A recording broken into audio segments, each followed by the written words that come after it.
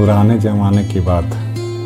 एक राजा था, वह बड़ा अहंकारी और क्रोधी था। वह छोटी छोटी बातों में भी क्रोधित होता था। प्रजा के साथ वह कभी भी प्रेमपूर्ण व्यवहार नहीं करता था।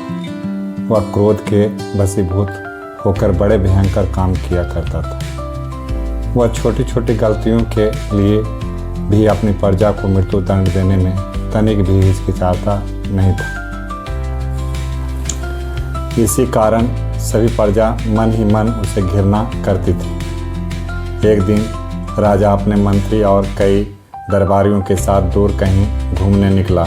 चलते चलते सभी एक जंगल के पास पहुँचे।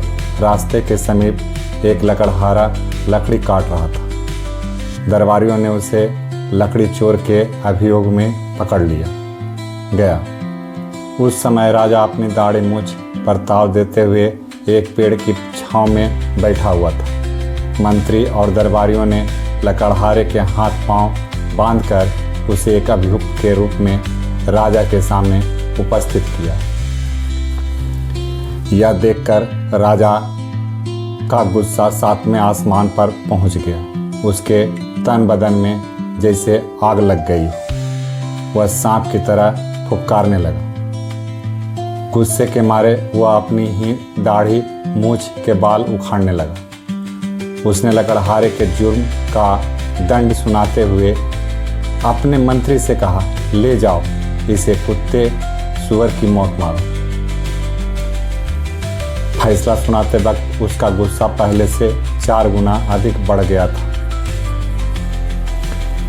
वह अपने हाथों को पूरी ताकत से बेतरतीब ढंग से हवा में हिलाने लगा। इसी क्रम में उसने अपना दाहिना हाथ इतनी जोर से झटका कि उसका अंगूठा उसकी दाईं आंख में घुस गया।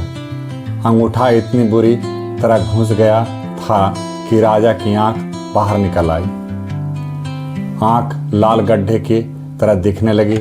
उससे बहती खून की धार देखकर मंत्री और दरबारी घबरा गए। उन्होंने तुरंत कविराज को बुलाया। कविराज के उपचार से रक्तस्राव तो बंद हो गया, लेकिन राजा अपनी दाहिनी आंख सदा के लिए गंवा बैठा। उस दिन से वह काना हो गया और काना राजा के नाम से पहचानने जाने लगा। बेरोक गुस्से के कारण राजा ने स्वयं ही अपने पांव पर कुल्हाड़ी